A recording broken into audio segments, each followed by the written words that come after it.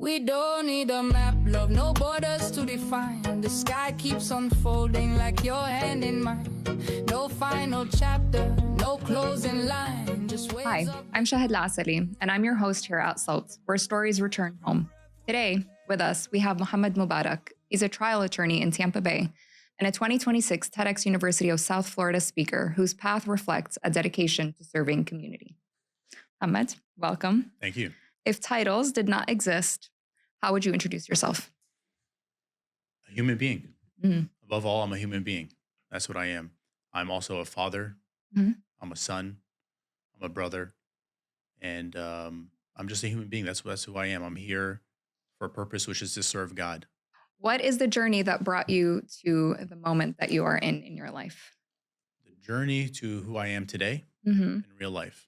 I would say that the journey that brought me here was going back to my parents who Mhm. moved here from the Middle East, came to New Jersey initially, the first city they lived in, or first state, and then they moved to Florida. And Mhm. I grew up in an area I affectionately call UCLA, the upper corner of lower Alabama, because the panhandle is really unlike the rest of Florida. We Mhm. have our own unique flavor, and it's more like Alabama. It's like lower Alabama. Mhm. And I love it there. So I'm born and raised there.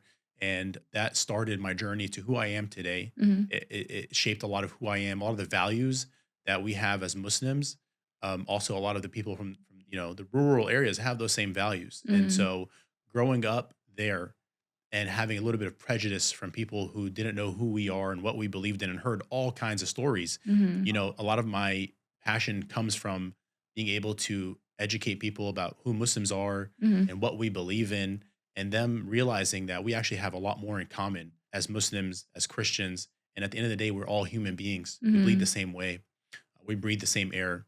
Our skin tones might be different, but we are all humans. And there's a lot more in common than is that separates us and makes us different. Mhm. And then I went to the University of Florida, Mhm. Gainesville. Then I went to the University of Florida, Gainesville, Florida, go Gators. Mhm. And then I moved to Tampa. And, it's been a long journey, but I've been enjoying the ride throughout the whole time on this earth. Amazing. Who believed in you before you believed in yourself? My mom, 100%, without a doubt, was Mhm. always my mom, Mhm. believing in me, pushing me to be better than I was Mhm. because she believed in me. Mhm. And when I push my son these days, I tell him the same thing that she told me, which is I'm hard on you because I know what you are Mhm. and what you can be.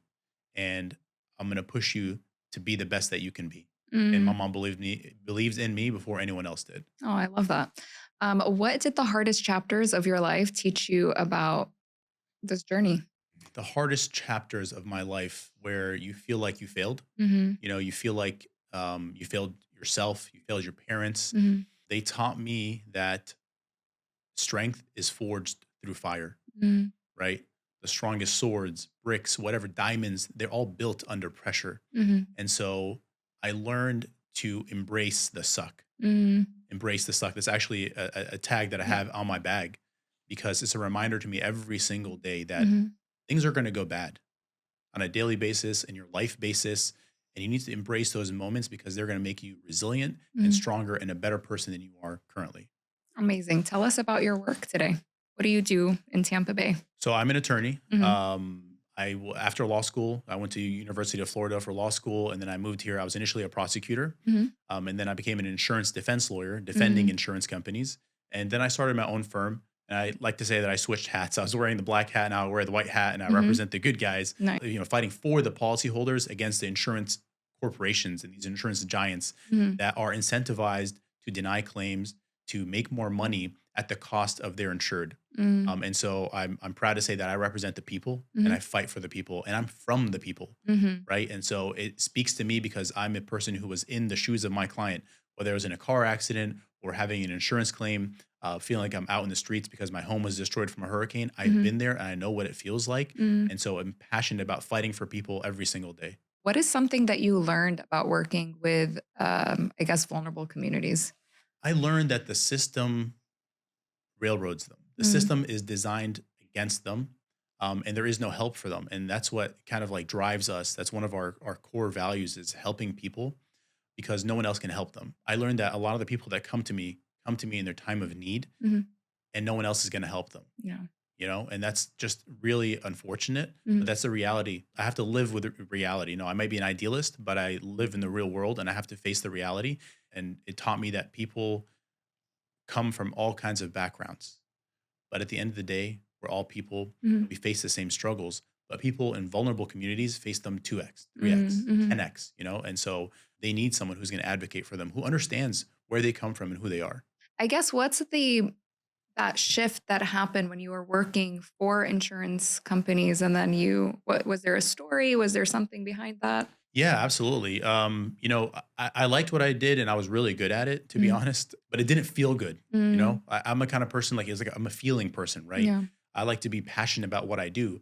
And I was passionate where there was a claim where there was blatant fraud against the insurance company because that hurts everyone. And that, like, I was felt like I was doing the right thing. And doing the right thing is always very important to me, right? It's about my moral compass. Mm, And when I was a prosecutor, it was about doing the right thing. And there are bad people that need to be locked up, that need to be punished for what they did. And then there are people who are not bad people and just made a mistake.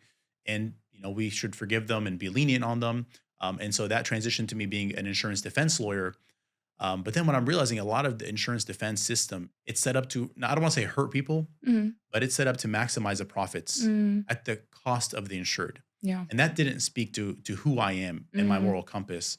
And then the opportunity presented itself where my hometown in Panama City was destroyed from a hurricane in 2018. mhm, And it wasn't a good time for me personally because we had a 2 year old. My wife was pregnant with our daughter.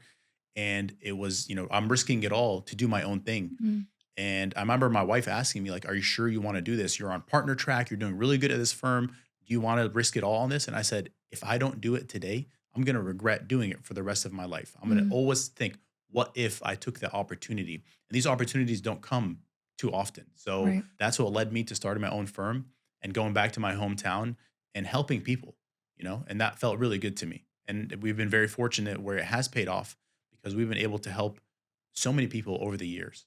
If your life could send one message to the world, what would it be? Ooh, one message to the world. I'm reminded of a quote Mhm, from one of my favorite movies, The Gladiator, which is what we do in life echoes for eternity. mm, And so that's a reminder to me that what I do today, mm, what I do in my life when I'm present on this earth echoes for a lifetime, right? And for eternity. And that's my message is that mm, I want my legacy to be one of someone who helped people. mhm, And people at my funeral remember who I was. mhm. And I did it with integrity and with ethics. And I did the right thing all the time.